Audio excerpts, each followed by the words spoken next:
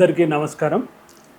నా పేరు చింతల రవీంద్రనాథ్ యాదవ్. ఇప్పుడే మహేష్ గారు చెప్పినట్టు తెలంగాణ రాష్ట్ర యాదవ మహాసభ అధ్యక్షుడిని.